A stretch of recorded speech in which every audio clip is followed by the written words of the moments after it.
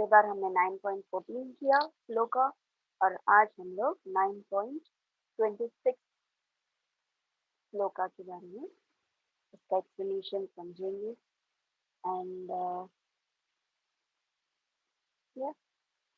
तो I think पुराने बच्चे जो हैं जो लोगों ने मतलब लाइक कमिट तक की क्लास अटेंड किया है तो उसमें मैंने ऑलरेडी ये श्लोका ले लिया था, लेकिन ये शायद उन लोगों के लिए जो लोग नए हैं, जो अभी अभी बच्चों ने ये क्लास शुरू किया, तो हम लोग उस कंटिन्यूशन में जा रहे हैं, जो 108 श्लोकास के कंटिन्यूशन में हम ये कर रहे हैं। तो आज हम भगवत गीता 9.26 के श्लोका लेंगे। तो स्टार्ट। आप भी अपने आप बोलते रहिए वहां पर मेरे साथ साथ। पत्रम पुष्पम फलम तोयम यो मे भक्त्या प्रयच्छति तद अहं भक्त्या उपहर्तम् अश्नामि प्रयतात्मनः। टू टाइम्स और टू टाइम्स। पत्रम पुष्पम फलम तोयम यो मे भक्त्या प्रयच्छति तद अहं भक्त्या उपहर्तम् अश्नामि प्रयतात्मनः। पत्रं पुष्पं फलं तोयं यो मे भक्त्या प्रयच्छति तद अहं भक्त्या उपहर्तम् अश्नामि प्रयतात्मनः। तो कौन बोलना चाहेगा? एक बार हम लोग एक एक करके श्लोका एक बार बोल देंगे। तो राज तुम शुरू करो, तुम्हारे वहां से अनम्यूट करके। हरे कृष्ण माता। भगवद गीता टेक्स्ट 9.26 पत्रं पुष्पं फलं तोयं यो मे भक्त्या प्रयच्छति तद अहं भक्ति उपहर्तम् अश्नामि प्रयतात्मनः। देखा भी ना बोल रहे हो? देखकर बोल रहे हो, देखा भी ना?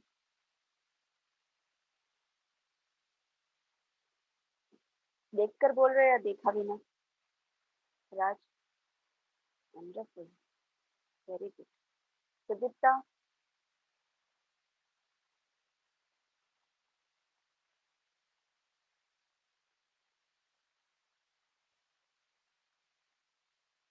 सुदीप्ता,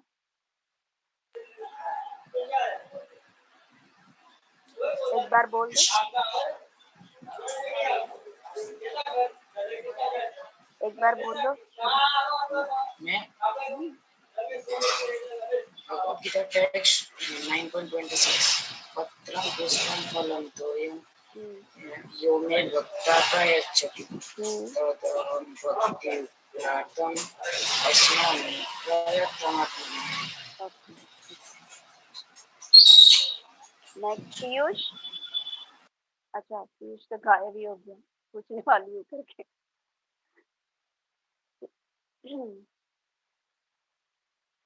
बहुत सारे बच्चे गायब है यार।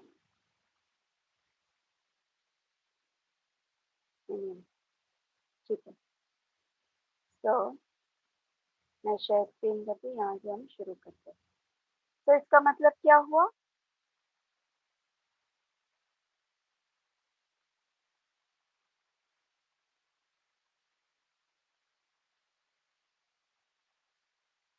Translation: If one offers me with love and devotion a leaf, a flower, a fruit or water, I will accept it. Krishna क्या बोल रहा है? पत्रम पुष्पम फलम तोयम। तो अगर कोई एक पत्ता, एक फ्लावर, एक फ्रूट या फिर सिर्फ जल, वो सिर्फ अगर वो मुझे ऑफर करे तो भी मैं उसे एक्सेप्ट करता हूँ, लेकिन कैसे? विथ डिवोशन, प्रेम से। अगर कोई भक्ति से मुझे ये ऑफर कर रहा है तो मैं उसे ग्रहण करता हूँ।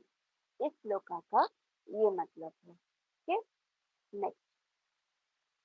Now before we go to the sloka Bhagavad Gita 9.26, we will see the summary of the sloka from Bhagavad Gita 9.15 onwards.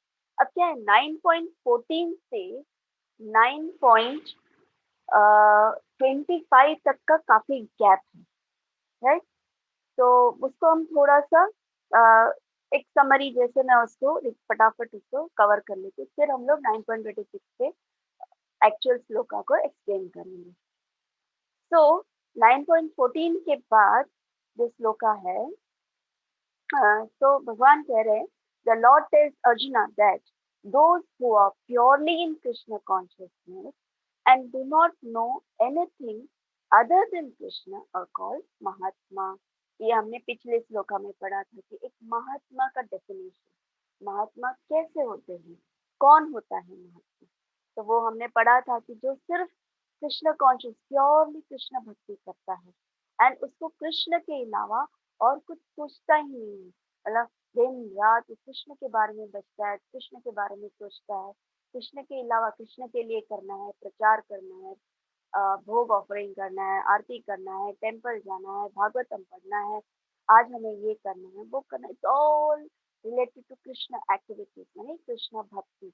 बस यहाँ पर आप पिक्चर देख लो, वो मेडिटेट कर रहा है लेकिन वो सब में कृष्ण देखता है, उसको सब में कृष्ण दिखता है। तो ऐसा होता है महात्मा, जो हमने पिछले बार के श्लोका में पढ़ा था। नेक्स्ट, फिर नेक्स्ट श्लोका में भगवान ये कह रहे हैं कि those who are engaged in rendering devotional service unto Krishna are to be understood to have performed all the sacrifices recommended in the Veda. Now, बहुत सारे लोग बहुत सारे यज्ञ करते हैं, ऐसे हमने देखा भी होगा और सुना भी है कि आज यहाँ पर यज्ञ चल रहा है, आज यहाँ पर यज्ञ चल रहा है। लेकिन वो यज्ञ जनरली कैसा होता है, कोई कोई भी देवी देवताओं को लेकर होता है। ठीक है, ऐसे किसी को वर्षा के लिए कुछ लोग कर रहे थे, इंद्र देव को ये कर रहे हैं, कुछ लोग बहुत सारे उनके सब्जेक्ट्स होते हैं, तो उस सब्जेक्ट के रिलेटेड वो लोग यज्ञ करते हैं, तो ताकि वो यज्ञ से उनकी फुलफिलमेंट हो जाए, उनकी जो इच्छाएं हैं वो, चाहे वो कैसी भी पर्सनल इच्छा हो या भौतिक, लाइक लोगों के लिए सार्वजनिक हो, तो वो इच्छाएं पूरी कर देती है। तो वो कौन करता है, देवी देवताएं करते हैं। तो कोई जो भक्त, जो कृष्ण भक्त हो, जो शुद्ध कृष्ण भक्ति करता है, तो ये स्वाभाविक है कि उसे कोई और यज्ञ करने की जरूरत ही नहीं है। ये वेदांत बोलता है कि वो अगर सिर्फ कृष्ण भक्ति करते तो इस समस्त संसार में जितने भी यज्ञ हैं वो अपने आप उस सैक्रिफाइसेस को उसने पूर्ण कर दिया है, उसको बैठ के करने की आवश्यकता नहीं है, क्योंकि वो ऑलरेडी कृष्ण भक्ति में वो सभी यज्ञ जो है वेदांत में जो कहा जाता है कि सभी यज्ञ उस कृष्ण भक्ति में इन्वॉल्व हो जाता है। वो अपने आप वो जो उसके फल हैं वो अपने आप ही मिल जाता है। फिर कैसे, सिर्फ कृष्ण भक्ति करने से। ये देखा, यहाँ पर इतने लोग मिलके कृष्ण यज्ञ करते हैं, लेकिन अगर वो कृष्ण के लिए हो तो ऑटोमेटिकली बाकी के जितने भी यज्ञ हैं वो सब इसमें फुलफिल हो जाते हैं। Then I am the only enjoyer and the master of all sacrifices. भगवान यहाँ कहते हैं कि मैं I am the only enjoyer, सिर्फ मैं अकेला इसे एंजॉय करता हूँ। And the master of all sacrifices, जितने भी यज्ञ चल रहे, जितने भी हवन चल रहे, वो सबके मास्टर मैं हूँ। तो कृष्ण स्वयं ये चीज बता रहे। कोई और देवी देवताओं को आप पूछो कि ये बोले, वो नहीं बोलेंगे। क्यों? क्योंकि उन्हें पता है कि ये पूरा एनर्जी जो है, ये पूरा जो शक्ति है, वो कृष्ण से उन्हें मिलता है। तो वो खुद अपने आप कैसे बोलेंगे कि मैं इस सैक्रिफाइस का मैं मास्टर हूँ करके, वो नहीं बोल सकते हैं।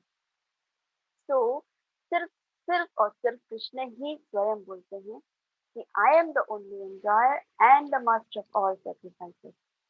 Those who do not recognize my true transcendental nature fall down। जो मुझे नहीं पहचानता है और मेरी वास्तविकता नहीं पहचानता, जो मेरे ट्रांसेंडेंटल नेचर को नहीं पहचानता है, वो अपने आप गिर जाता है। जैसे बहुत सारे असुर हमने कृष्ण लीला में सुना है, जैसे तृणावृता है और बहुत सारे असुर हैं जो लोग भगवान को मारने आते हैं, क्योंकि वो जानते ही नहीं कि भगवान में कितनी शक्ति है। भगवान स्वयं सुप्रीम पर्सनालिटी है कि उनमें से, उनके वजह से उनकी शक्तियां काम करती है। उन्होंने ये शक्ति असुरों को प्रदान किया होता है, तब जाके ये एक्ट करते हैं। और त्रिनाविता जैसे लोग क्या समझते हैं, ये मेरी शक्ति है, मेरी शक्ति से मैं कृष्ण को मार सकता हूँ, ऐसे सोचकर वो कृष्ण को मारने आता है। एंड क्या होता है, भगवान उसका सर्वनाश कर देते हैं, नष्ट कर देते हैं, उसको खुद को नष्ट कर देते हैं। तो जो भगवान को नहीं समझ सकता है, जो भगवान की शक्तियों को नहीं समझ सकता है, उसका नाश हो जाता है, फॉल डाउन हो जाता है। ऐसे बहुत सारे असुर, सिर्फ त्रिनाविता कहाँ, ऐसे बहुत सारे असुर हैं, तो मैंने सिर्फ इसमें त्रिनाविता को लिया एग्जाम्पल के तौर। So Krishna has explained himself that you require to surrender unto him. Krishna स्वयं बोलते हैं, भगवत गीता क्या है, मैंने पिछले कई श्लोकों में ये बताया है आपको कि ये जो है, ये गाइड है हमारे लिए कि इस शरीर, ये जो शरीर है, इसको किस तरह से यूज करना चाहिए। मैंने जैसे काफी एग्जांपल्स भी आपको दिए, जैसे एक कार है तो इस कार को कैसे यूज करना चाहिए, एक मोबाइल है, फ्रिज है, टीवी है, इन सबको कैसे यूज करना चाहिए। ये सब एक बॉडी है, राइट। कार एक बॉडी है, टीवी एक बॉडी है, मोबाइल एक इंस्ट्रूमेंट, एक बॉडी है। उस बॉडी को कैसे यूज करना चाहिए, वो एक मैनुअल दिया जाता है उसके साथ, एक बॉक्स के साथ एक मैनुअल आता है, एक छोटा सा बुक आता है, इसमें देखते हैं कि इसको ऐसे स्टार्ट करना चाहिए, इसको ऐसे यूज करना चाहिए, इसमें ये सब चीजें हैं, ये सब इसमें बहुत सारे फैसिलिटीज हैं, तो उस फैसिलिटीज को किस तरह से यूज करना चाहिए, तो वो सब हर एक इंस्ट्रूमेंट में दिया होता है, right? तो वो एक बॉडी है। उसी तरह ये जो हमारा शरीर, चलता फिरता शरीर है, ये भी एक इंस्ट्रूमेंट है। तो इस इंस्ट्रूमेंट को कैसे चलाना चाहिए, तो वो भगवत गीता हमें समझाता है। और वो भगवत गीता किसका समझाया हुआ है, स्वयं कृष्ण का समझाया, दूसरा कौन समझाएगा, है ना। तो दूसरा कौन समझे, इसलिए यहाँ पर कृष्ण हमेशा बोलते हैं कि मैंने ये किया है, मैंने ये सृष्टि रची है। क्यों, क्योंकि जब तक वो नहीं बोलेंगे तब तक हमें कैसे पता चलेगा कि ये सृष्टि कैसी चल रही है, ये नेचुरली सब कैसा होता है, नहीं होता है नेचुरली कुछ भी, सब भगवान का बनाया हुआ है, रचाया हुआ है। और उसी रचयिता ने, उसी क्रिएटर ने हमें भी क्रिएट किया। तो हम तो क्या है, और ये सब स्पीसीज जो हमने 84 लाख स्पीसीज है, उन सब स्पीसीज में से ये जो ह्यूमन बॉडी है, ये ह्यूमन बॉडी जो है सबसे इंटेलिजेंट बॉडी है। तो इस इंटेलिजेंट बॉडी अगर कृष्ण समझाए तो उसे समझ में आ जाता है, इसीलिए इस बॉडी के लिए भगवत गीता है, राइट। तो भगवान और समझाते हैं, Krishna explain himself that you require to surrender unto him, तुम्हें शरण, मेरी शरण लेनी चाहिए। He says that aham hi sarva yajnanam bhukta. I am the beneficiary of all the activities of living entities. इस लिविंग एंटिटीज की सब जो भी एक्टिविटीज हो रहा है, आई एम द बेनिफिशियरी, मैं भोगता हूँ, मैं भुगत, मैं भोगता करता हूँ, मैं उसका हर चीज का लाभ मुझे है, मेरा मेरा नाम आता है उसमें। तो कृष्ण क्लियरली यहाँ बोल रहे हैं कि हर यज्ञ का मैं भोगता राम, आई एम द मास्टर, जो भी मुझे अर्पण करते हैं यज्ञ में, वो मुझे अर्पण होता है। तो कृष्ण ये बोलते हैं, एंड भोक्ता च प्रभुर एव च, I am enjoyer and I am the master. Krishna clearly बोलता है, आई एम द एंजॉयर, मैं एंजॉय करता हूँ उस चीजों को, एंड मैं उसका मास्टर, इसलिए एंजॉय करता हूँ। जैसे किसी कंपनी में एक लाइक ओनर है, तो वो ओनर जो है उसको हर फैसिलिटी मिल जाता है, उसके लिए एक, चलो उसमें स्टाफ भी है, ओनर भी है, स्टाफ को कुछ चीज उस ऑफिस से चाहिए, तो उसको वहां पर लिखना पड़ता है कि ये व्यक्ति ने ये चीज इस समय पे लिया है करके, राइट। तो लेकिन यही चीज अगर मास्टर को चाहिए, ओनर को चाहिए, तो उसके लिए अकाउंट डिटेल्स नहीं होते हैं, क्योंकि वो सब उसी का है, उसको पूरा हक है, उस कंपनी में जो भी चीज है उसको पूरा हक है कि वो उसको अच्छे से यूज कर सके, उसको किसी से परमिशन नहीं लेनी पड़ती। सेम मैनर कृष्ण क्रिएटर है, उनको किसी से परमिशन लेनी नहीं पड़ती है, उन्हें जब चाहिए जो चाहिए वो अपने आप उसे भुगता कर सकते हैं, उसका भोग ले सकते हैं। इसलिए यहाँ कृष्ण बोलते हैं कि मैं एंजॉयर हूँ, मैं मास्टर हूँ, इस कंपनी का मैं मास्टर ओनर बोलता है। इस कंपनी का जो भी एंजॉय करने जैसी है वो मैं एंजॉय कर सकता हूँ, ऐसा कंपनी का ओनर बोलता है। उसी तरह भगवान बोलते हैं कि मैं एंजॉय कर सकता हूँ। So Lord advises people in general. तो भगवान भगवत गीता में सामान्य रूप से सभी जनरल व्यक्तियों को, जनरल पब्लिक को ये बताते हैं, सर्वधर्मां परित्यज्य माम एकम शरणम Vraj, abandon all varieties of religion and just surrender unto me. कौन बोलेगा ये? और कृष्ण स्टेटमेंट दे रहे हैं, I shall deliver you from all sinful reactions. Do not fear. I shall give you all protection. तो कृष्ण यहाँ बोल रहे हैं, सर्वधर्मं परित्यज्य माम एकम शरणम व्रज, मतलब आप जो भी रिलीजन को एक्सेप्ट ये कर रहे हो, आप जो भी रिलीजन अभी आप जो भी हैं, हाँ, उन सब चीजों को अबेंडन कर दो, उसको आप छोड़ दो और सिर्फ मेरे पास आओ, मुझ पे सरेंडर करो। सरेंडर अनटू मी, मैं तुम्हें हर पापों से मुक्त कर दूंगा।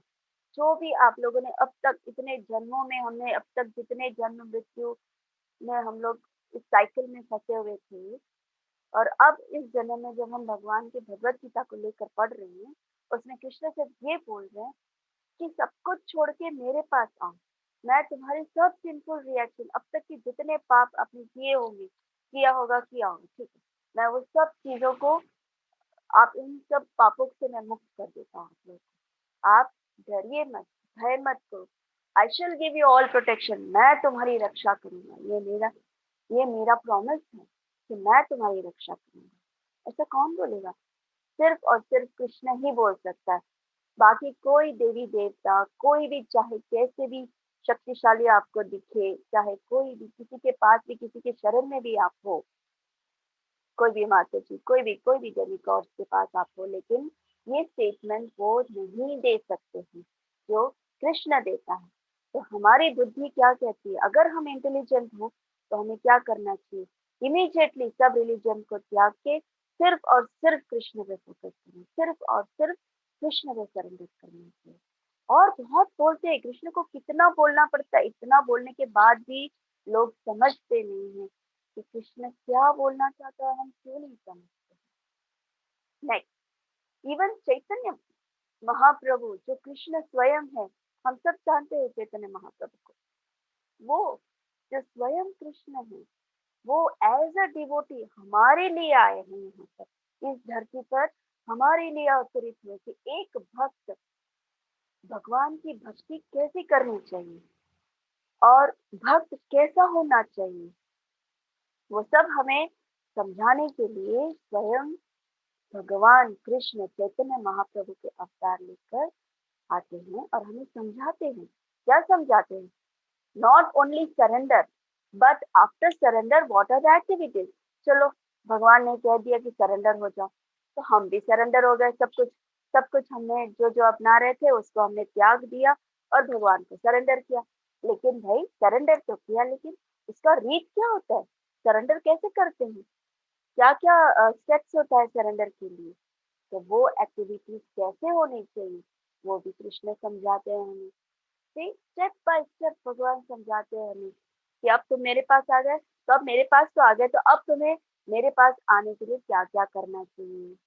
तो people in general must learn how to surrender unto God. They do not have the accurate knowledge about the supreme Lord. बहुत सारे लोग कृष्ण का भजन करते हैं, बहुत सारे ऐसे भक्त हैं जो सिर्फ कृष्ण का भजन करते हैं। बोले नहीं, कृष्ण हमारे आराध्य हैं, कृष्ण की हमारी भक्ति, लेकिन उन्हें ये नहीं पता कि कृष्ण की भक्ति कैसी करनी चाहिए। बस रोज आरती करते हैं, जो अपने मन में जो आता है उस तरह से करते हैं, उनको जो ठीक लगता है वो उस तरह से करते हैं। कृष्ण ने कैसे कहा है वो उन्हें पता ही नहीं है, ऐसे भी होता है।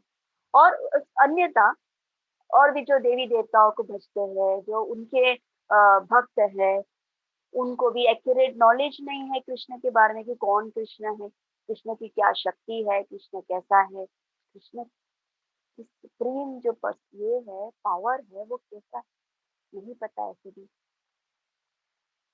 So now here it is stated, Yanti Deva Vrata Devan Pitr Yanti Pitravrata Bhutani Yanti Bhutesya Yanti Madhya Yajino Imam। ये है 9.25 तक हम पहुंचते। तो 9.25 में ये श्लोका है। तो ये श्लोका का मतलब क्या है ये हम जान लेते। तो ये बोलते हैं, those who worship the demigod will take birth among the demigods। क्या मतलब हुआ? जो देवी देवताओं को भजता है वो देवलोक में जाता है। Those who worship ghosts and spirits will take birth among such beings। जो भूत प्रेतों को भजता है, हमने सुना होगा ऐसे कि लोग ऐसे भी होते हैं जो देवी देवताओं को भी छोड़ देते हैं, भगवान तो दूर की बात है, भूतों को भजते हैं। तो उनको पावर चाहिए। कैसा पावर? Black magic. उसको उसको जो इंद्रिय तृप्ति, उसकी सेंस ग्रेटिफिकेशन के लिए वो गोस्ट और स्पिरिट्स को भजता है, ताकि उनको भजने से उसको थोड़ा कुछ पावर मिले। यूजलेस पावर होता है। तो ऐसे भी लोग होते हैं जो भूत प्रेतों को भजता है, और जो भूत प्रेतों को भजता है वो भूत प्रेतों की योनियों में जाता है। फिर those who worship ancestors go to the ancestors। ये देखा, एंसेस्टर्स मतलब हमारे पितृ। पितृ मतलब हमारे दादाजी, दादाजी के दादाजी। उस तरह से हमारे जो पापा के जनरेशन से आते हैं, पिताजी के पापा, पापा के पापा, उनके दादाजी, दादाजी के पिताजी, दादाजी, माताजी, ऐसे जो भी जो एंसेस्टर्स होते हैं उनको पितृ बोलते हैं। और जो इन लोगों को बचता है, जो पितृ लोगों को बचता है, वो पितृ योनि में जाता है। बट इन सब का क्या लाभ है? ठीक है, आगे। बट कृष्णा क्लियरली बोल रहे हैं कि but those who worship me will live with me। ये कृष्णा बोल रहे हैं, जो मुझे भजता है वो हमेशा के लिए मेरे ही साथ रहेगा। अब इसमें डेमीगॉड्स ने तो ये बोला नहीं कि बस इतना ही बोला है कि डेमीगॉड्स जो बचता है, जो देवी देवता को बचता है वो स्वर्गलोक में जाएगा, जो भूत प्रेतों को बचता है वो भूत योनियों में जाएगा, जो एंसेस्टर्स पितरों को बचता है वो पितृ योनि में जाएगा। लेकिन इनके पास कोई पावर नहीं होता है, बस वो बचता है, इसके लिए वो वहां जाता है। आप सेकंड स्टैंडर्ड में हो, आपने सेकंड स्टैंडर्ड क्लियर किया तो थर्ड स्टैंडर्ड में आप पहुंच गए। आपने थर्ड स्टैंडर्ड क्लियर किया, फोर्थ स्टैंडर्ड, तो आप फोर्थ स्टैंडर्ड की पढ़ाई करते हैं। ठीक है, आप नित्य वो 1 ईयर फुल्ली आप फोर्थ स्टैंडर्ड की पढ़ाई करते। जब आप फोर्थ स्टैंडर्ड की पढ़ाई करते हो क्योंकि आप फोर्थ स्टैंडर्ड में हो, क्योंकि आप प्रमोशन लेके फिफ्थ स्टैंडर्ड में जाते हो। तो उस तरह से देवी देवताओं को जो बचता है वो स्वर्ग लोक में जाएगा, जो भूत प्रेतों को बचता है वो भूत प्रेतों में जाएगा, जो पितरों को बचता है वो पितरों में जाएगा। लेकिन कृष्ण बोलते हैं जो मुझे बचता है वो सिर्फ और सिर्फ मेरे पास आएगा और वापस नहीं जाएगा। तो यहाँ क्या होता है, हम आगे भी शायद पढ़ेंगे कि but if you want to go to the planet where Krishna is, which is called Golok Vrindavan. लेकिन जैसे हमें गोलोक वृंदावन में जाना है, कृष्ण के पास जाना है, तो देखा जो लोग कृष्ण के पास जाते हैं ये लोग कितना मग्न है, ये पिक्चर में दिख रहा है। सब मस्ती, सब खेल कूद, और कोई वहां पर चिंता नहीं है, किसी को कोई टेंशन नहीं है, पढ़ाई नहीं करनी है, टेंशन नहीं है, बीमार नहीं होते, बूढ़े नहीं होते हैं, कुछ भी नहीं होता। आपकी जो इच्छा है कृष्ण के लोक में जो भी बनना है, जैसे कृष्ण के फ्रेंड बनना है तो कृष्ण आपको फ्रेंड बना देगा। वहां पर कृष्ण के साथ कृष्ण का वहां पर पीकॉक बनना है, स्वान बनना है, लोटस बनना है, गैया बनना है, फ्लावर्स बनना है, ट्रीज बनना है, आपको जो भी बनना है, रिवर बनना है, स्वान बनना है, आपको जो भी बनना है वहां पर आप बन सकते हैं, क्योंकि वह कृष्ण का लोक है। कृष्ण उनकी इच्छा पूरी करता है, कृष्ण उनकी इच्छा पूरी करता है। क्यों? क्योंकि हम उनके भक्त हैं, और भगवान के जब भक्त हो जाते हैं तो भगवान उनकी इच्छा पूरी करते हैं। तो ये सब जो है स्पिरिचुअल चीज है। लेकिन अब गोलोक वृंदावन जाना है तो कैसे जाएंगे? तो उसके लिए हमें कृष्ण को भजना पड़ता है। तो कृष्ण जैसे बोलते हैं अगर हम ऐसे भजेंगे तो हम कृष्ण लोक में जाएंगे, गोलोक वृंदावन में जाएंगे। सो नाउ देखो यहाँ पर एक्सप्लेनेशन है कि what is the difference between going to other planet and to the planet where Krishna is. अब यहाँ पर डिफरेंस कि जैसे हमने वहां पर पढ़ा कि जो देवी देवताओं को बचता है वो उनके लोक में जाता है, ठीक है। जो पितरों को बचता है वो पितृलोक में जाता है, जो भूत प्रेतों को बचता है वो भूत प्रेतों में जाता है। लेकिन डिफरेंस क्या है? भगवान के लोक गोलोक वृंदावन और दूसरे प्लैनेट के डिफरेंस क्या है वो बता रहे हैं। तो डिफरेंस ये है कि कृष्ण खुद बोलते हैं यत् गत्वा न निवर्तन्ते तद धाम परमम मम। The abode of mind is not illumined by the sun or moon nor by electricity। भगवान के गोलोक धाम जो है, आपने जैसे प्रभु जी के लेक्चर में जैसे सुदीप्ता है, राज है, पायल है, वो लोग सब सुनते हैं। तो उसमें प्रभु जी ने बताया था कि भगवान क्या कहते हैं कि भगवान का जो कृष्ण लोक है, गोलोक जो है वो कोई जैसे ये दुनिया जो ये हम अभी जिस दुनिया में रहते हैं उसमें सूर्य आते हैं तो उजाला होता है, सूर्य अस्त हो जाते हैं तो अंधेरा हो जाता है, फिर मून आता है, तो चंद्रमा आता है, तो चंद्रमा के प्रकाश से वो प्रकाशित होता है तो हम देख पाते हैं। तो ये सब जो है वो गोलोक में नहीं होता है। गोलोक का खुद का एक तेज होता है जहाँ पर ये सन और मून भी फीका पड़ जाता है, इतना तेज होता है। और ऐसे लोक में जो पहुंच जाता है never returns to the material world, कोई वापस नहीं आता। वही भगवान कहते हैं one who reaches it never returns to this material world. कितना अच्छा है कि हमें वापस आना नहीं पड़ेगा। So, from the highest planet in the material world down to the lowest, all are places of misery wherein repeated birth and death take place. But one who attains to my abode, O son of Kunti, never takes birth again. जैसे मैंने आपको श्लोका पढ़ाया था, श्लोका सुनाया था, उस श्लोका में ये वाला जो मैंने अभी बताया कि बहुत सारे प्लैनेट्स है, उस बहुत सारे प्लैनेट्स में से हर एक सभी प्लैनेट्स में जन्म और मृत्यु का चक्रव्यूह में हमें फंसना पड़ता है। लेकिन हे अर्जुन, जो मेरे लोक में आता है उसे कभी वापस इस मृत्यु लोक में नहीं आना पड़ता, या कोई भी प्लैनेट में नहीं आना पड़ता है। तो ये कौन सा श्लोका है, कौन बताएगा? मैंने ऑलरेडी बताया था, शायद राज था, मुझे नहीं याद है, लेकिन आप लोग को अगर याद हो ट्रांसलेशन, वो कौन सा श्लोका है जो मैंने आपको ये पूरा एक पूरा प्रेजेंटेशन के द्वारा समझाया था?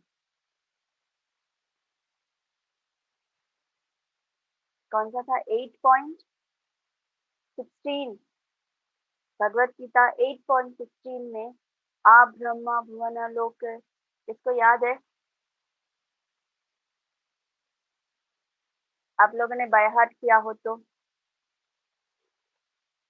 श्रेया बाय हार्ट होना चाहिए था। सुदीप्ता तुम्हें भी बाय हार्ट होना चाहिए था। आ ब्रह्मा भुवन लोका पुनर्आवर्तिन, याद आया? पुनर्आवर्तिन अर्जुन माम उपेत्य कौन्तेय तद पुनर्जन्म न विद्यते। श्रेया याद नहीं है या तुमने श्लोक का बाय हार्ट ही नहीं किया?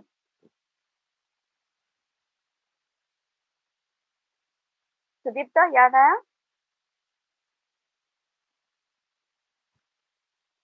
ये 8.16 का श्लोका है जहाँ पर भगवान खुद बोल रहे हैं उनके लोक के बारे में, तो बता रहे हैं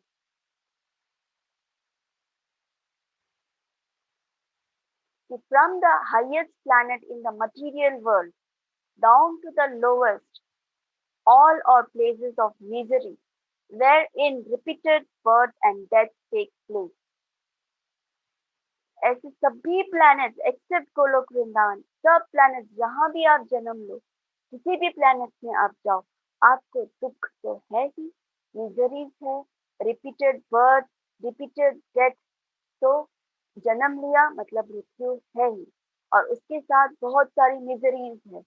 बट जो मेरे लोक में आता है उसे पुनः जन्म नहीं लेना पड़ता है, ऐसे भगवान बहुत सारे श्लोकास में बोलते हैं।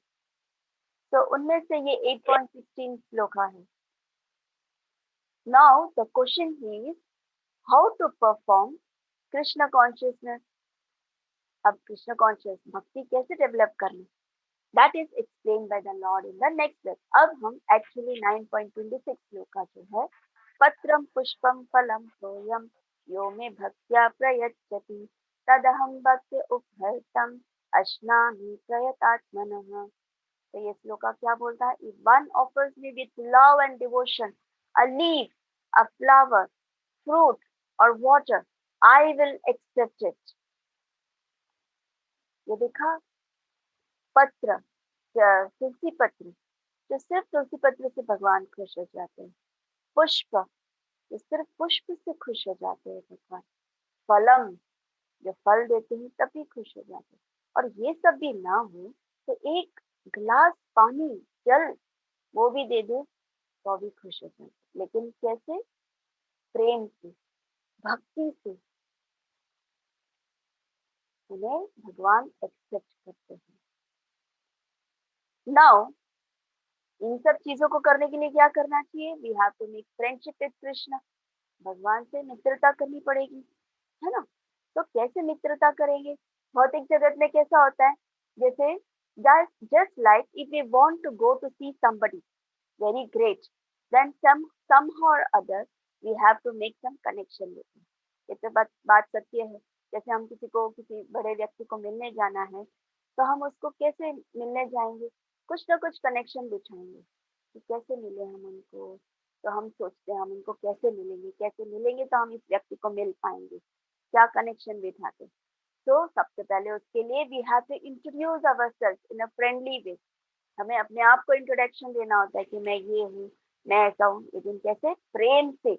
Then it is possible to make connection with great personality. तब ये संबंध जुड़ सकता है फ्रेंडशिप से।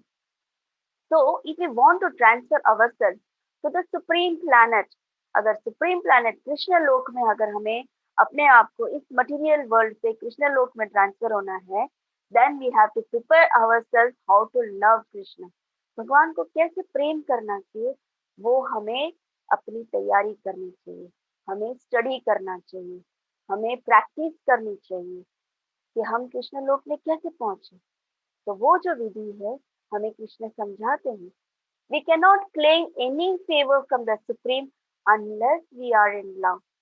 हम भगवान से कोई ऐसी उम्मीद नहीं रख सकते हैं कि भगवान मुझे कृष्ण लोक पहुंचा दो, मुझे कृष्ण लोक अपने पास ले जाओ, मुझे अपने पास ले जाओ, अपने पास ले जाओ। ऐसे बोलने से नहीं होगा। हमें कृष्ण से प्रेम होना चाहिए, है ना? अगर प्रेम ना हो तो फिर हम कैसे जा सकते हैं भगवान के पास? तो फिर वहां पर हम कृष्ण को ब्लेम नहीं कर सकते कि मैं तो रोज कृष्ण को बोलता हूँ लेकिन कृष्ण नहीं सुनता है तो मैं क्या करूँ, वो नहीं ले जाता है, वो नहीं ले जाता। अरे लेकिन प्रेम तो दिखाओ भगवान के लिए, तुम्हारी भक्ति तो दिखाओ भगवान के लिए कि हाँ तुम हर टेस्ट में क्लियर हो जाओ। ऐसे तो टेस्ट क्लियर करो ताकि भगवान को ये हो जाए कि नहीं, ये मेरा ही भक्त है, ये मेरा ही और मेरा ही बेस्ट फ्रेंड है। ऐसे आप एश्योरिटी दो भगवान को, तब हम कृष्ण लोक में जा सकते हैं। So the beginning of love कैसा है? Is offering. We must offer something to Krishna. भगवान को हमें कुछ ऑफर करना चाहिए, पर कैसे? तो यहाँ पर मान लीजिए कि इस जग में भगवान सबको इक्वली देखते, अमीर नहीं, गरीब नहीं, ऐसा कुछ भी नहीं है भगवान के लिए। क्यों? क्योंकि हम उन्हीं के अंश हैं। हम अपने कर्म के वजह से गरीब, अमीर, अनपढ़, गंवार, इंटेलिजेंट, लेस इंटेलिजेंट, मूर्ख, ये सब हमारे कर्म की वजह से हमें ये शरीर मिलता है, राइट? लेकिन for example, suppose if a poor man wants to offer something to God, मान लो कि अमीर व्यक्ति तो दे सकता है, मान लो कृष्ण भक्ति बन गया, कृष्ण भक्त बन गया, तो उसने सभी वैरायटीज ऑफर कर दिया भगवान को। लेकिन एक पुअर मैन, जब उसको ऑफर करना हो भगवान के लिए, उसको प्रेम है, लेकिन वो ऑफर कैसे करे, क्या ऑफर करे? उसके पास तो कुछ भी नहीं है, पहनने के लिए कपड़े नहीं है, खाने के लिए कुछ मिलता नहीं है उसको, तो वो क्या ऑफर करेगा? तो उन लोगों के लिए भी भगवान प्रिस्क्रिप्शन दे रहे। प्रिस्क्रिप्शन मतलब जैसे डॉक्टर प्रिस्क्रिप्शन दे रहे ना कि ये बीमारी है, तो इस बीमारी के लिए तुमको ये दवाई खरीद के खाना है, तो ये खाओगे तो ये बीमारी चली जाएगी। तो उसी तरह भगवान को ऑफर करने के लिए ये प्रिस्क्रिप्शन है। तो वो प्रिस्क्रिप्शन क्या है? तो भगवान देते हैं। So here is a prescription given by the Lord Himself, which can be offered even by the poorest man. Poorest man, what is that? Patram, phalam, sorry, patram, pushpam, phalam, toyam. Little bit of patram, तुलसी पत्र। तुलसी पत्र किसी को खरीदे करने की जरूरत है, कहीं से भी मिल जाएगा तुलसी पत्र। और एनी लीफ, कोई भी पत्ता, लेकिन प्रेम से। पुष्पम मतलब फ्लावर, कोई भी फूल, एक छोटा सा फूल प्लग करके भगवान को दे दो। फल, कोई भी फल भगवान को प्रेम से दे दो। और स्वयं जब ये सब ना हो, तो पानी तो कहीं से भी गरीब को मिल जाएगा, एक गिलास पानी भगवान को दे दो। So nobody is so poor that he cannot collect a leaf of a tree or a small fruit or a small flower and little water. It is universal, nothing expensive. इसमें उसको एक पैसा का खर्चा नहीं है। एक ट्री बहुत सारे पत्ते दे देते हैं, आप एक ट्री उठा के दे दो, कोई भी फ्रूट आपको मिल जाएगा। कोई भी प्लांट के फ्लावर उठा के भगवान को प्रेम से दे दो, भगवान ये आपके लिए है, मेरे प्रेम से आप ही के लिए दिया है, मैं और कुछ नहीं कर सकता, सिर्फ ये एक फ्लावर मैं आपको देना चाहता हूँ, आप प्लीज एक्सेप्ट कीजिए। भगवान एक्सेप्ट करते हैं। फिर वो देखते नहीं है कि ये फ्लावर क्या है, कैसा है करके, लेकिन आपका प्रेम देखते हैं। जल, छोटा सा कटोरी में भगवान को जल दे दो। भगवान बोलते ये गरीब व्यक्ति बोलता है कि भगवान मेरे पास कुछ भी नहीं है, मेरे पास सिर्फ ये एक इतना सा जल है, वो आप प्लीज एक्सेप्ट करो, मैं आपको ये प्रेम से अर्पित करना चाहता हूँ। वैसे तो मैं बहुत कुछ अर्पित कर, लेकिन मेरे पास नहीं है कुछ भी, मैं दे नहीं सकता हूँ आपको, तो प्लीज ये ले लीजिए। तो भगवान एक्सेप्ट करते हैं। ये यूनिवर्सल, नथिंग एक्सपेंसिव, इसमें कोई खर्चा नहीं है। कोई भी साधारण व्यक्ति, साधारण में साधारण व्यक्ति भी उसको एक्सेप्ट कर सकता है, इसको भगवान को ऑफर कर सकता है। Oh, so the real thing is love. Anyone who is offering me these four things in love, tat aham bhaktyopartam, because he has brought these four things with faith, love, and devotion. Then the Lord says, tad aham ashnami. I eat. इन सब चीजों में next ये क्या है, essence क्या है? Love. ये सब चीजें, चार चीजें आप दे रहे, आप ऐसे ही रख के चले जाओगे, कोई फर्क, कोई फायदा नहीं है।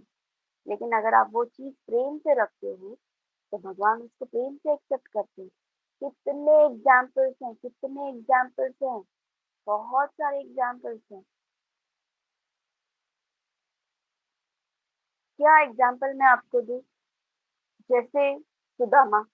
सुदामा उनका बहुत प्रिय मित्र था, बहुत ही बेस्ट फ्रेंड। आप सब जानते हैं सुदामा के बारे में, हम सब ने सुना है सुदामा के बारे में, right?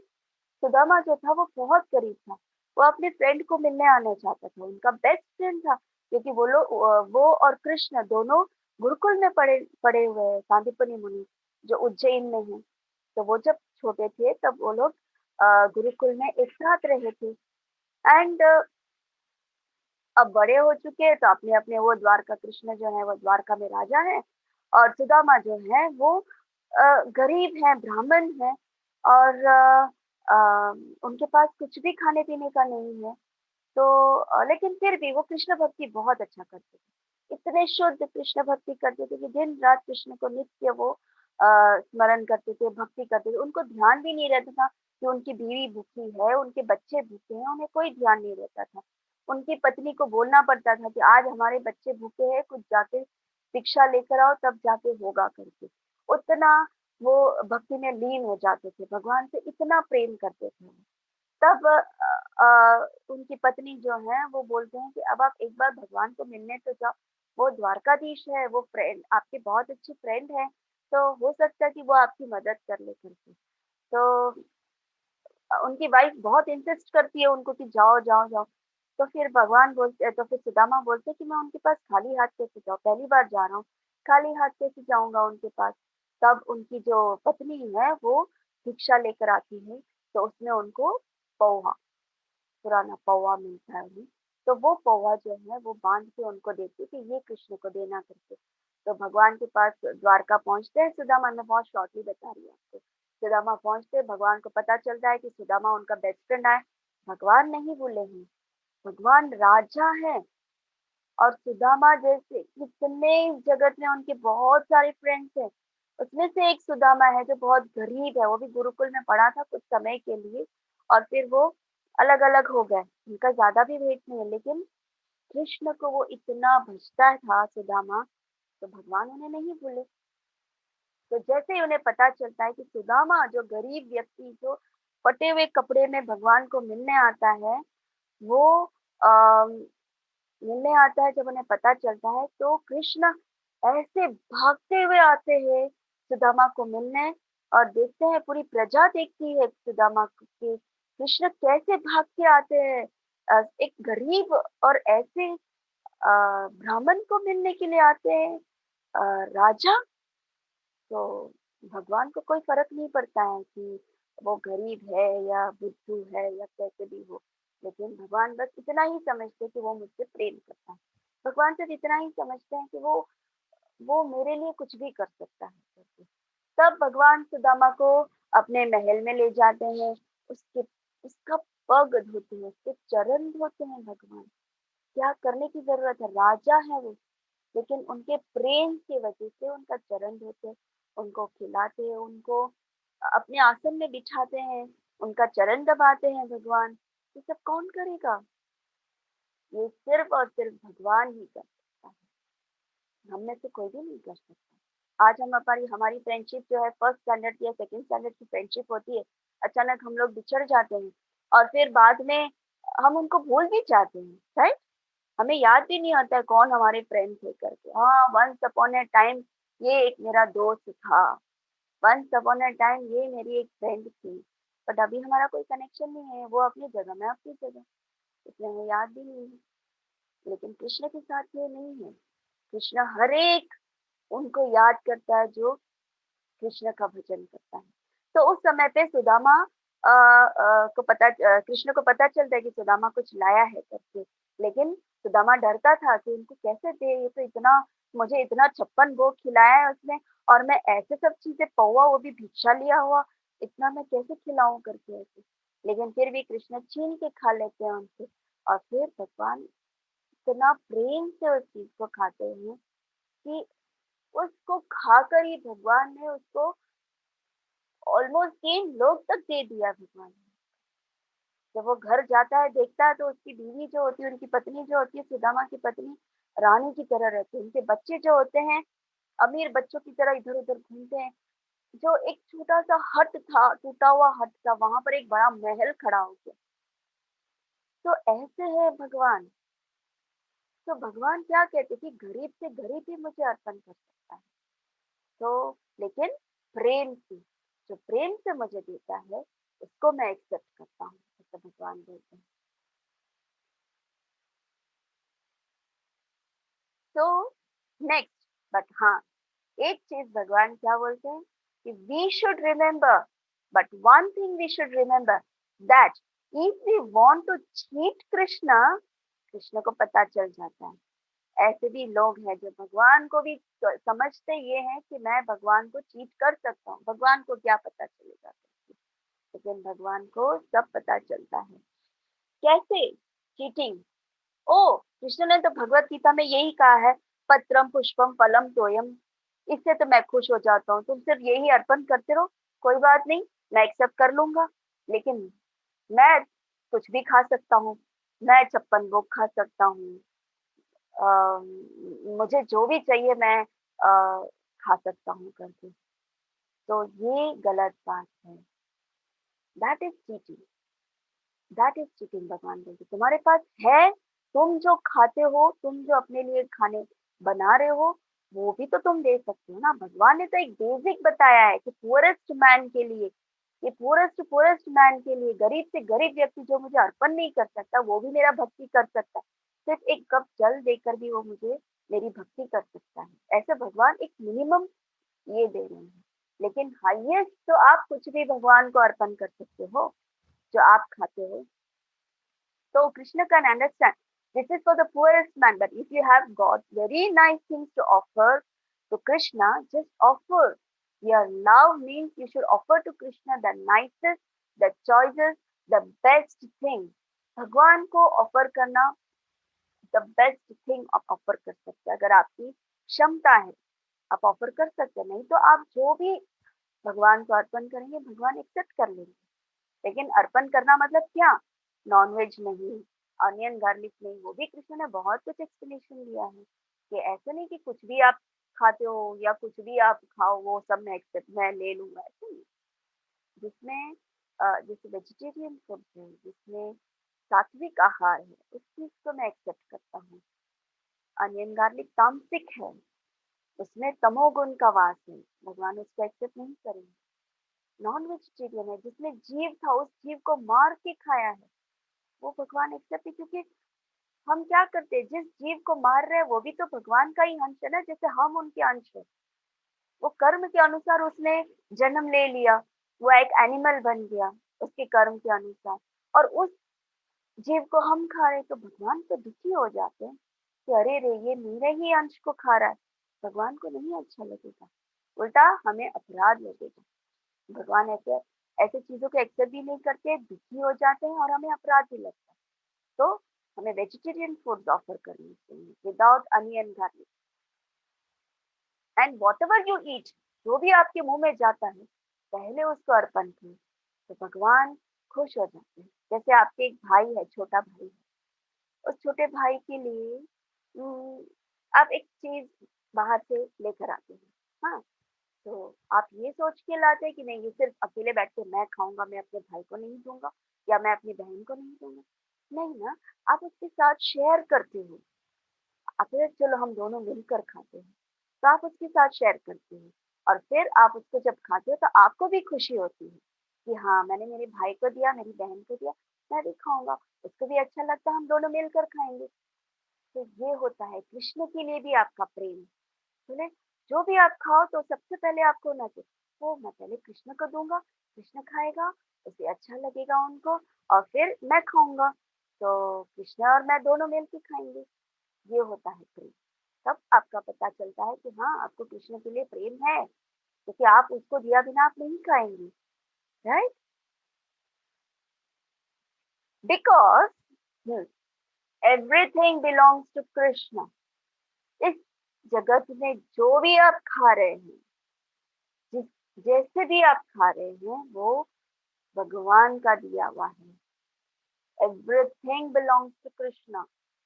So when we offer something best choices, that is love. ठीक है, आप सबसे बेस्ट चॉइस आप दे रहे हो भगवान को, वो प्रेम है। But suppose you offer a fruit to Krishna. अगर आप एक फ्रूट ऑफर करते हो भगवान को, तो वो क्या है, कहाँ से आया ये फ्रूट, किसने बनाया, तुमने बनाया, आप लोगों ने बनाया इसको? नहीं, कृष्ण ने मैन्युफैक्चर किया है, कृष्ण ने क्रिएट किया है इस फ्रूट को। और वो फ्रूट जो कृष्ण ने क्रिएट किया है वही तो आप उसको दे रहे हो। क्या ये किया? नहीं ना, आपने कुछ क्रिएट करके नहीं दिया, लेकिन वही दे रहे हो जो उसने बनाया है। लेकिन उसने भी हम चोरी करते हैं, उसको दिया बिना हम खा लेते हैं, तो वो अपराध है, वो भक्ति नहीं है। But if you place before him some choicest fruit, some choicest flower, then that is the token of love. अगर आप भगवान का दिया हुआ खुद पहले ना खा के भगवान को पहले देते हैं, तो वो आपका प्रेम होता है। तब भगवान समझता, ओ ये मुझे अर्पण करना चाहता है। लाइक फॉर एग्जाम्पल, जैसे एक पिता है, हम्म, वो पूरा घर संभालते हैं, तो वही कमा के घर पे लाते हैं, उनसे ही घर चलता है, वही हमें सब देते हैं, खाना पीना, स्कूल जाना, हमारे जो खर्चे हैं, हमारे जो शरीर के लिए जो भी चाहिए, वो सभी पिताजी ही लाते हैं ना हमारे लिए। तो लाते हैं, चलो, हमें पता है, पापा आते हैं, बैठते हैं, तो अब वहाँ पर पापा पूछते हैं कि एक गिलास पानी दे देना ज़रा, तो अपने वाइफ को पूछते हैं, मम्मी को बोलते हैं कि बेटा अरे शारदा मुझे पानी दे दो मुझे। तो शारदा ना जाकर, अगर उनका बच्चा जाए और वो छोटा-सा बच्चा आकर उनको एक गिलास, इतना छोटा गिलास पानी लेकर आए, तो बोले, "पापा पानी, आपने पानी माँगा ना मुझसे, मैं पानी दूँ आपको?" तो पिताजी को कैसे लगेगा? अच्छा लगेगा ना? बोले कि हाँ, मैंने अपनी वाइफ से माँगा, लेकिन मेरा बेटा इतना जल्दी मेरी वाइफ से पहले आकर लेकर आ गया मेरे लिए। तो वो प्रेम होता है, बच्चे को भी पिता से, तो पापा को ज़्यादा खुशी होती है। तो उसी तरह कृष्ण को भी बहुत खुशी होती है जब आप ऑफरिंग करो।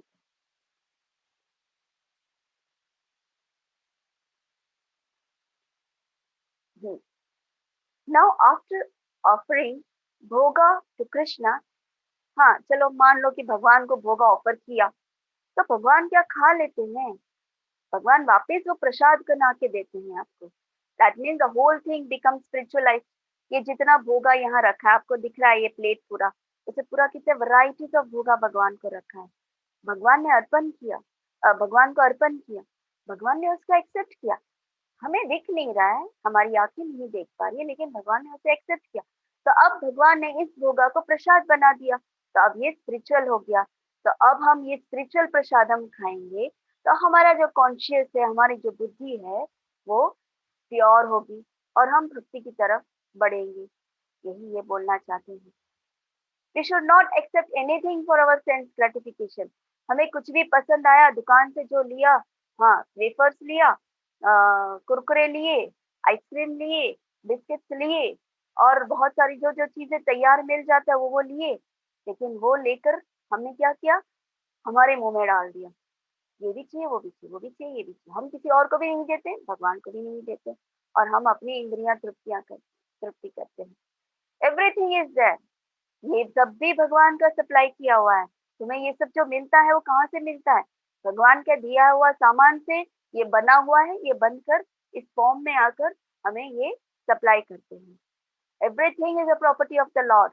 एक एक चीज, हर जो सांस जो आप लेते हैं, जो देखते हैं, जो आप खाते हैं, वो हर चीज भगवान का दिया हुआ है। हम लोग भगवान के ऋणी हैं, लेकिन हम वो समझते नहीं हैं। हम वो समझना भी नहीं चाहते। हम उन सब चीजों पे अपना हक जमाते हैं। You are falsely claiming that you are the proprietor. You are not the proprietor. हम सब समझते हैं कि ये सब अपने आप हमने नहीं बनाया है, ये सब भगवान का दिया हुआ है।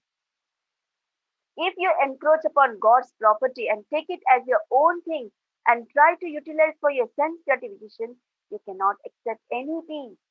जब हम सिर्फ अपने लिए भोगते हैं, सिर्फ अपने बारे में सोचते हैं, भगवान की प्रॉपर्टी हमारा समझ के हम उसको यूज करते हैं, हमें कभी भी शांति नहीं मिलती है। हमारे मन में कभी भी शांति नहीं फील करेंगे। मान लो कि फॉर एग्जाम्पल, अगर हमने किसी और व्यक्ति का कोई चीज चोरी कर ली, और चोरी तो कर लिया, घर पे रख लिया, उसको छुपा दिया कि किसी को पता नहीं चलना चाहिए कि मैंने उसकी चीज चोरी कर ली करके। हम्म। नाउ हम ही ट्रबल में आएंगे। हमें इसके पीछे कितना अपना दिमाग लड़ाना पड़ेगा, कितना सारा टेंशन होगा हमें कि अब कोई आएगा, अब कोई पकड़ लेगा उसको, अब क्या होगा, अब क्या होगा करके।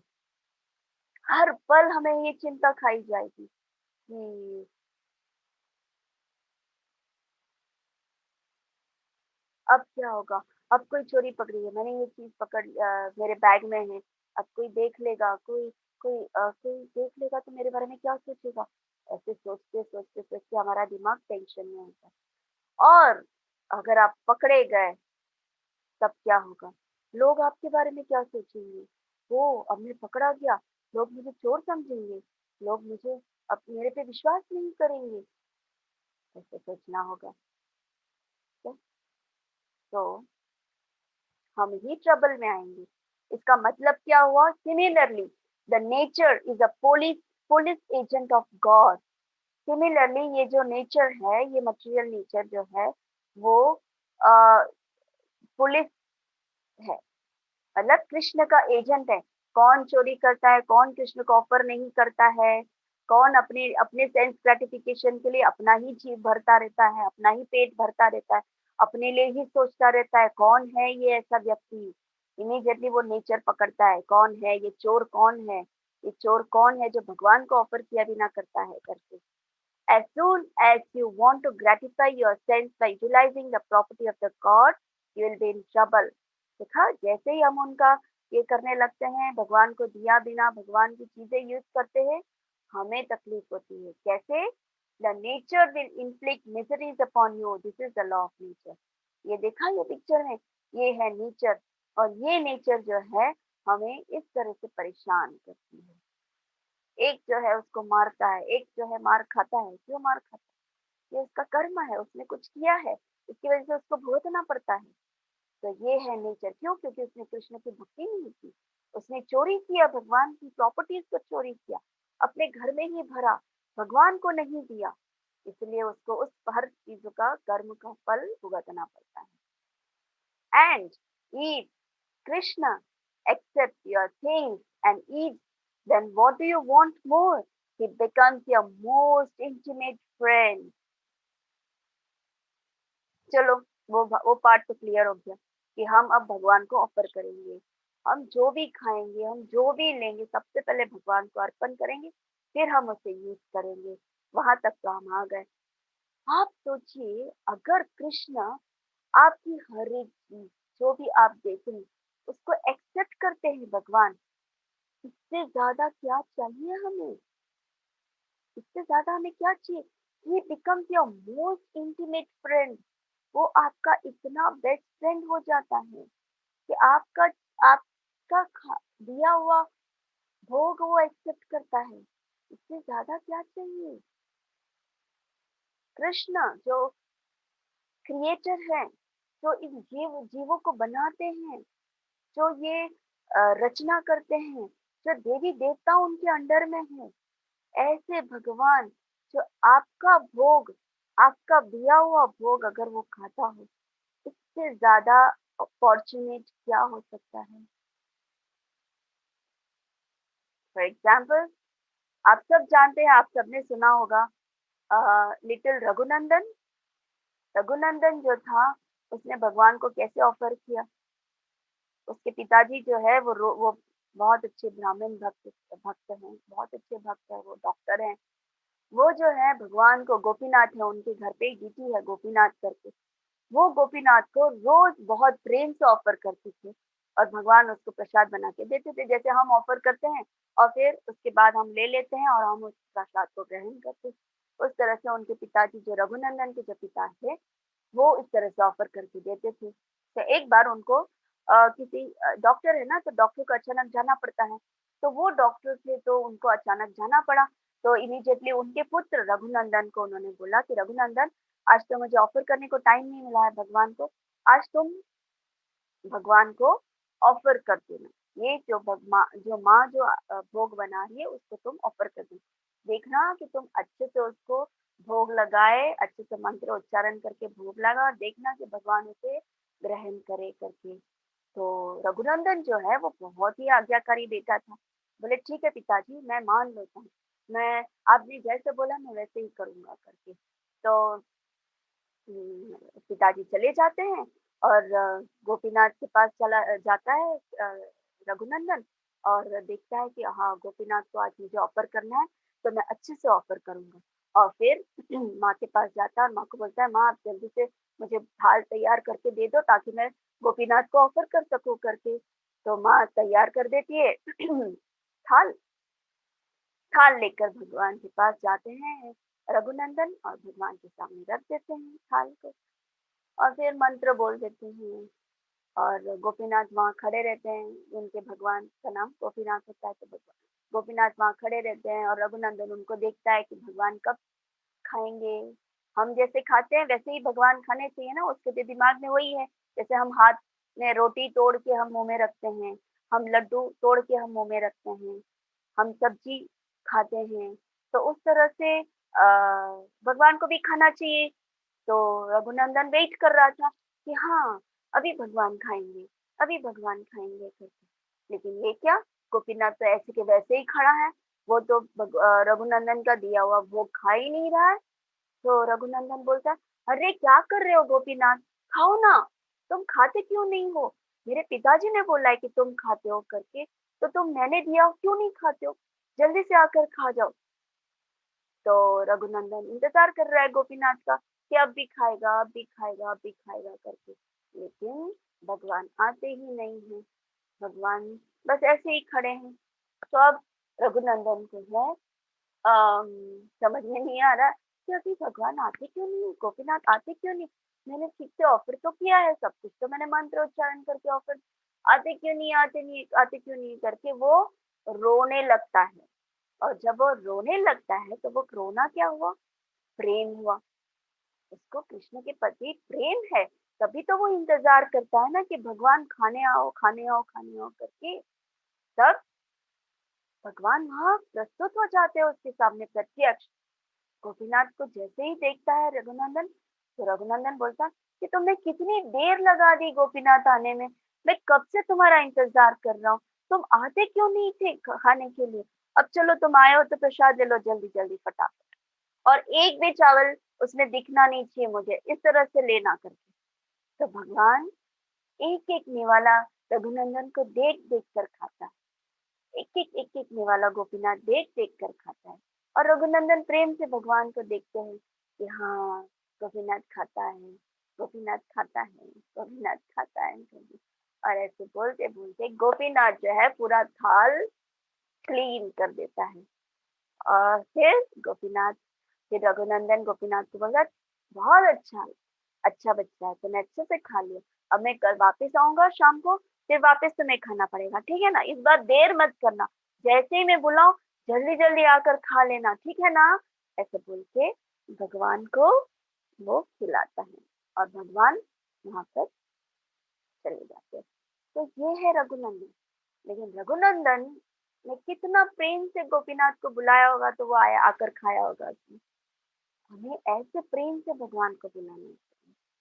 अब उसके पिताजी आते हैं शाम को, और फिर बाद में रघुनंदन को पूछते कि भाई तूने आज भोगा ऑफर किया? तो बोले हाँ पिताजी, मैंने रघुनंदन गोपीनाथ को भोगा ऑफर किया। फिर क्या हुआ?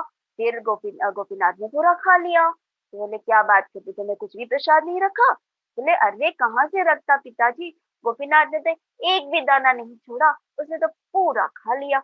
तो अब कभी अभी कभी ऐसा तो हुआ नहीं है कि उसके पिताजी ने जब भी रखा है तो जैसे हम रखते हैं वैसे ही हुआ है, वो वापस लेकर आ जाते हैं और प्रसाद दे लेते हैं। अभी ऐसे तो कभी हुआ नहीं है कि भगवान ने पूरा थाल क्लीन कर दिया करके। तो उनको थोड़ा डाउट होता है इस पर कि इसी ने खा लिया होगा और बोलता है कि भगवान ने खा लिया करके। फिर एक बार वो जब इस बार बोलते हैं रघुनंदन को कि रघुनंदन जाओ, तुम जाके ये लड्डू मैंने भगवान गोपीनाथ के लिए बनाए, तुम ऑफर करो करके। बोले हाँ हाँ पिताजी आप दो दो, मैं जल्दी जल्दी जाके ऑफर कर दो तो गोपीनाथ अब भी खा लेगा करके। तो गोपीनाथ के पास जाते हैं रघुनंदन, और उनके सामने प्लेट रख देते हैं। अब इस बार क्या होता है, उनके जो पिताजी हैं वो चुपके से देखते हैं कि सच में रघुनंदन क्या करता है, मुझे पकड़ना पड़ेगा उसको करके।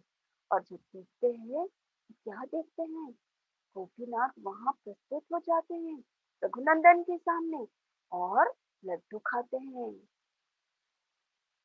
और जब लड्डू खाते हैं तो रघुनंदन के पिताजी एकदम स्तब्ध रह जाते हैं। हाँ, ये तो खा रहे हैं भगवान। और जैसे ही वो अंदर आते हैं तो गोपीनाथ जो है वो विग्रह बन जाते हैं, और उनके हाथ में लड्डू हाथ में ही रह जाते हैं। तो ये तब रघुनंदन के पिता को समझ में आता है कि मेरा बच्चा कितना प्रेम से खिलाता है कि भगवान स्वयं आकर उसमें वो भोग लेता था। तो ये होता है प्रेम। तो ऐसा भगवान लेते हैं। तो भगवान ने कहा ना भगवत गीता में कि आप प्रेम से दोगे तो मैं प्रेम से एक्सेप्ट करूंगा करके, और वो उनका बेस्ट फ्रेंड होता है। Krishna does not require our offering. Krishna को जरूरत नहीं है हमारा भोग एक्सेप्ट करने की।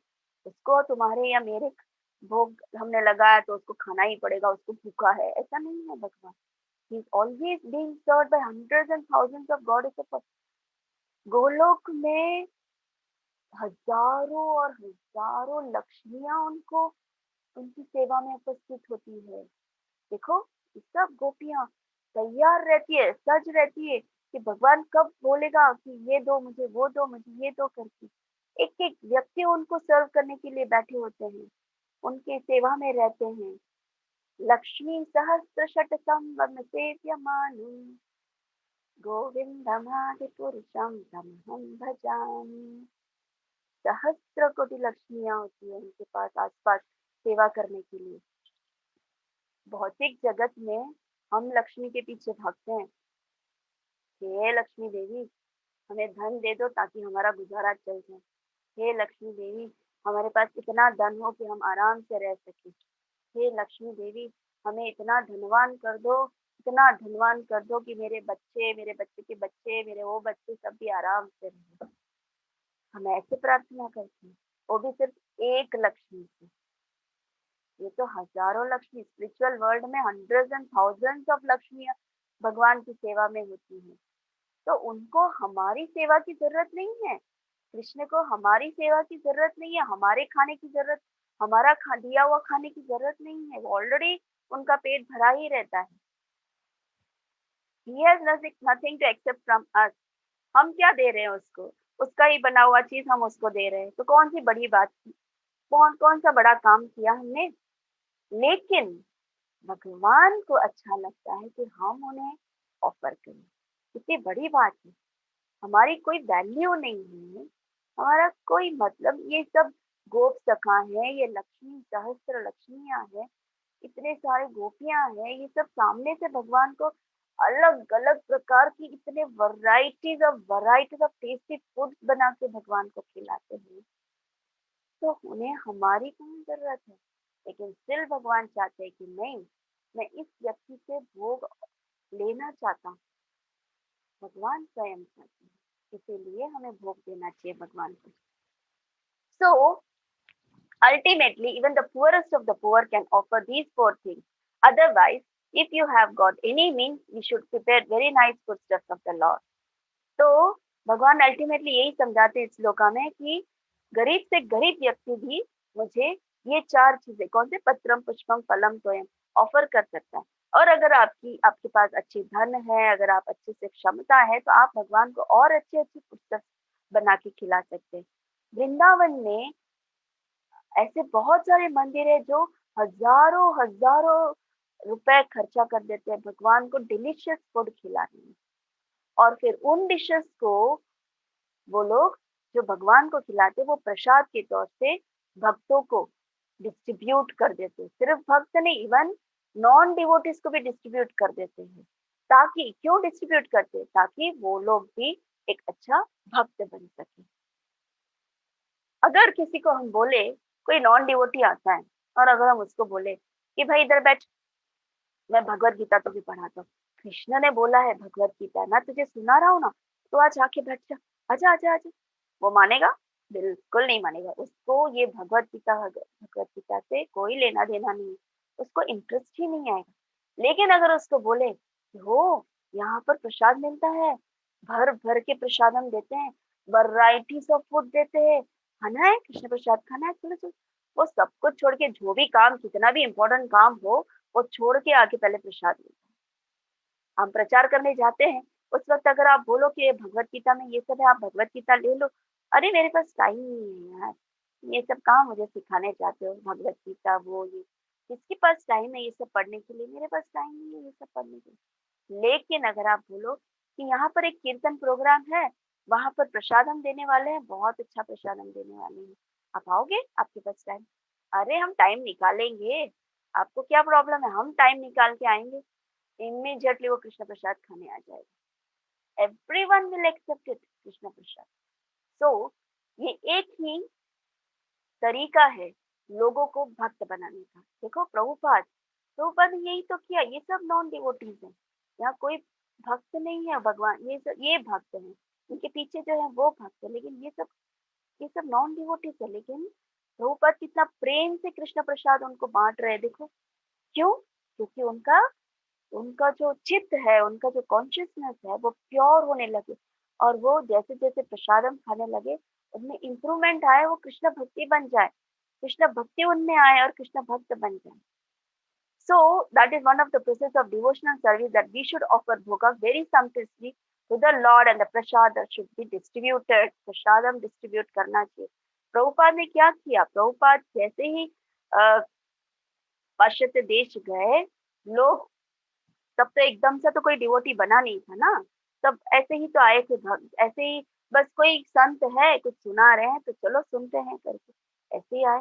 लेकिन सुनते सुनते प्रभुपाद ने पहले 10 मिनट का लिया। पहली बार उन्होंने 10 मिनट कृष्ण के बारे में बोला। 10 मिनट कृष्ण के बारे में बोला, फिर वो लोग सब बोले कि ठीक है चलो अब जाने का समय है।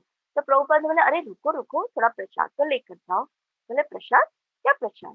बोले ये देखो प्रसाद। तो वहां पर उनको बिठाया, बोले प्रसाद लेकर जाओ।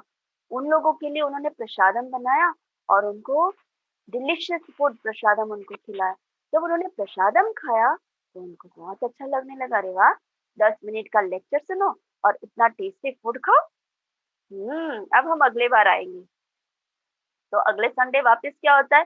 प्रभुपाद क्या करते हैं? प्रभुपाद आधा घंटा कर देते हैं, आधा घंटा बढ़ा देते हैं, और आधा घंटा बढ़ाने के बाद फिर वो लोग वेट करते हैं कि कृष्ण प्रसाद हम तो मिलेगा ही, हम आधा घंटा तो वेट कर ही सकते हैं। अरे प्रसाद मिल रहा है, इतना डिलीशियस फूड मिलता है, इतने अच्छे अच्छे स्वीट मिलते हैं, समोसे मिलते हैं, क्यों ना बैठे, आधा घंटा बैठेंगे हम लोग। तो फिर उसके बाद वो लोग आधे घंटे तक कृष्ण के बारे में सुनते हैं, एंड फिर धीरे धीरे उनके कॉन्शियस में तो जाता है ना कृष्ण, एंड देन फिर वो प्रसादम के लिए बैठते हैं और प्रसादम खाते हैं। डिलीशियसली वो प्रसादम खाते हैं तो उनका चित्त अब और इम्प्रूव होता है।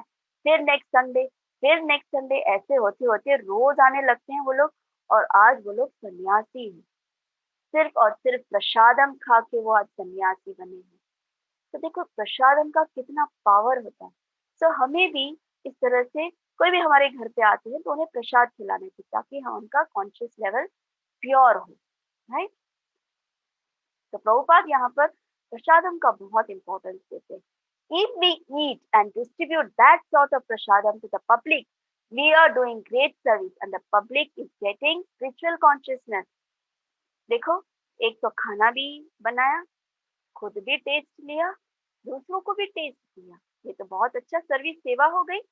और दूसरा सेवा पे और एक क्या चीज हुआ, उनका चित्त, जो नॉन डिवोटीज है उनके चित्त जो है, उनका जो कॉन्शियसनेस है वो प्योर होने लगता है हमारे प्रसादम से, भगवान के प्रसादम से। तो हुआ ना डबल बेनिफिट। तो इससे हमें भी इसका लाभ मिलता है। कैसे? एक एक स्टेप कृष्ण लोक जाने के लिए हमारा हमारा गति होती है। Next, now this is the question of faith, and without faith you can not reach the kingdom of God.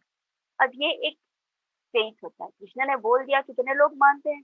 सब लोग नहीं मानते हैं, लेकिन ये फेथ होना चाहिए। अगर ये फेथ ना हो तो हम भगवान के धाम नहीं पहुंच सकते। और ये फेथफुल कहाँ से आती है? हमारे आचार्य द्वारा, हमारे गुरु परंपरा द्वारा, क्योंकि उन लोगों ने इसका एक्सपीरियंस लिया है। उनका एक्सपीरियंस जो है वो आचार्य है, उनके आचरण में वो लेते हैं और फिर हमें सिखाते हैं कि देखो कृष्ण प्रसाद ग्रहण करते हैं, मैं उसका प्रत्यक्ष प्रमाण हूँ, मैंने उसको ऑफर किया है और भगवान लेते हैं। जब ये बोलते हैं तो उनका शिष्य जो है वो उनके शिष्य को बोलता है, फिर उनके शिष्य को बोलता है। ऐसे होते होते होते ये एक गुरु परंपरा आचार्य में आता है। और तब हमें ये विश्वास करना चाहिए, क्योंकि therefore the Vedic literature says that we should follow the footprints of great acharyas. Acharya means great devotees who come to teach the people about Krishna consciousness. ये हमें कृष्ण कॉन्शियसनेस सिखाते हैं। कृष्ण कॉन्शियसनेस कैसे सिखाते हैं? क्या सिखाते हैं? जो कृष्ण ने हमें सिखाया है, जो कृष्ण ने हमें इस तरह से आचरण में लेना चाहिए, ऐसे हमें होना चाहिए, वो हमारे आचार्यों के द्वारा हम सीखते हैं। वरना हमारी बुद्धि उतनी नहीं है कि हम डायरेक्टली कृष्ण को समझ सके। तो हम अपने आचार्यों के द्वारा कृष्ण को समझ सकते हैं। तो यही है कि one should have faith in Krishna and his word. भगवान के प्रति उनके उनके शब्द और उनपे हमें पूर्ण विश्वास होना चाहिए। And if Krishna says that he accepts the food offered to him, and if actually Krishna eats from our hand, how much advanced one becomes in spiritual life? सोचो, ये सब सोचो कि आप भगवान को ऑफर कर रहे हो। जैसे ये शबरी, रामायण में राम जी जब वनवास में जब वन में सीता मैया को ढूंढते ढूंढते खोजते खोजते जाते हैं, तब उन्हें पता चलता है कि शबरी नाम की एक भक्त इस आश्रम में रहती है। ये शबरी जो है एक शूद्र जाति की है। शूद्र शूद्र मैंने जैसे आपको समझा लोवेस्ट कैटेगरी। लेकिन वो राम की इतनी अच्छी भक्त होती है कि वो रोज वो रोज राम का इंतजार करती है, बोले कि भगवान आएंगे, जरूर आएंगे यहाँ पर, मेरे आश्रम में आएंगे, और तब जब वो आएंगे तब मैं उनको ये फल, शबरी का जो फल बेर है, जो बोर है, उसको मैं चपते चपते उसको दूंगी, मीठा फल दूंगी भगवान को। और वो रोज भगवान को मीठा फल अर्पण करती थी, भगवान को रोज वो मीठा फल अर्पण करती थी। और उसका फेथ था, उसका स्ट्रॉन्ग और ऐसा फेथ था कि भगवान आएंगे, भगवान आएंगे, भगवान आएंगे। उस फेथ को भगवान ने उसको पूर्ण किया कि हाँ, कि वहां पर भगवान उसके आश्रम आए, वहां उसको वहां बैठे और वहां देखा शबरी आई, बेर लेकर आई, बोर लेकर आई, और वो बोर वो चक चक के दे रही है। अब सोचो, एक शूद्र जो आपके घर पे काम करने वाले आते हैं, आप उसका झूठा ग्रहण करेंगे क्या? नहीं। हमारे आंगन में, हमारे रोड पर जो झाड़ू हर रोज लगा के जाते हैं, क्या हम उसका झूठा ग्रहण करेंगे अगर वो झूठा दे? नहीं। लेकिन ये कौन कर सकता है? सिर्फ और सिर्फ भगवान। भगवान ही उस शुद्ध प्रेम को एक्सेप्ट करते हैं।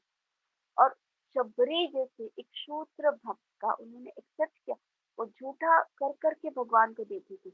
और उसका भाव कैसा था कि अरे अरे कहीं खट्टा ना निकले, अगर वो खट्टा निकल जाता तो फेंक देती थी। और मीठा को और जब वो देखती थी, हाँ ये मीठा है, तो राम को देती थी वो, और राम से बहुत ही अच्छे से उसका आस्वादन करते थे। तो ये होता है भगवान का प्रेम। इस तरह से हमें प्रेम से भगवान को अर्पण करना चाहिए। तो आज का श्लोका है, पत्रम पुष्पम फलम तोयम यो मे भक्त्या प्रयच्छति तदहं हरितम अस्नामि प्रयत आत्मनः। तो ये है आज का श्लोका। तो आज यहाँ पर ही हम एंड करते हैं। यहाँ तक ही था श्लोका। तो आप लोगों को कुछ डाउट्स हैं? मजा आया? अच्छा लगा? तो ऐसे है कृष्ण। कृष्ण से हम जब प्रेम करते हैं, जब हमको कृष्ण से प्रेम हो जाता है, उनकी हर बातें हमें अच्छी लगने लगती है। हर चीज वो जो आपको और इच्छा होता है, और कृष्ण के बारे में जानना है, और कृष्ण को क्या अच्छा लगता है, और कृष्ण के लिए हम क्या कर सकते हैं। तो अपने प्रेम हमें अंदर से आने लगता है। और ये जब आता है तो हमें कृष्ण खुद हमें लेने आते हैं कि चल, तू मेरा सबसे बेस्ट फ्रेंड है, मैं तुम्हें अपने साथ लेकर जाता हूँ, और हमेशा वो अपने साथ ही रखते हैं। अच्छी बात है ना, हमें वापस आना नहीं पड़ेगा, वापस होमवर्क नहीं करना पड़ेगा, वापस हम बीमार नहीं होंगे, वापस हमें कोरोना वायरस से भागना नहीं पड़ेगा, है कि नहीं? तो ये है आज का श्लोक। ठीक है, नेक्स्ट टाइम हम दूसरे श्लोक आपको लेकर आएंगे। मैं तुम लोगों को भेज दूंगी, आप लोग बाय हार्ट कर लेना। आप लोगों को कोई प्रश्न है? नहीं ना, सब कुछ समझ में आ गया ना आप लोगों को? ओके। सुदीप्ता, तुम्हारे एग्जाम फिनिश हो गए?